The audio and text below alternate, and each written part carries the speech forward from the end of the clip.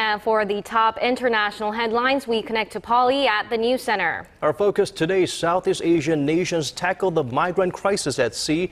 The U.S. announces the biggest auto recall in history, and nail salon workers in New York fight for their legal right to fair wages. Paul, let's start off in Southeast Asia. Thousands of migrants have been stranded at sea for weeks, often with little or no supplies.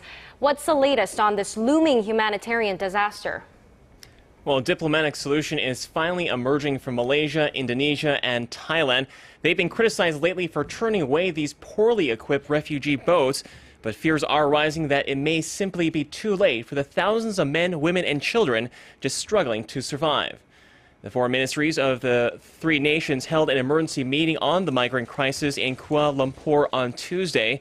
Following the talks, Malaysia and Indonesia agreed to offer temporary shelter to 7,000 migrants, but stress they would take no more. Indonesia and Malaysia agreed to continue to provide humanitarian assistance to those 7,000 irregular migrants still at sea. We also agreed to offer them temporary shelter, provided that the settlement and repatriation process will be done in 1 year by the international community.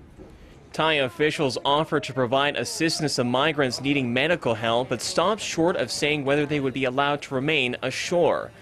The majority of the refugees have fled from Myanmar and Bangladesh.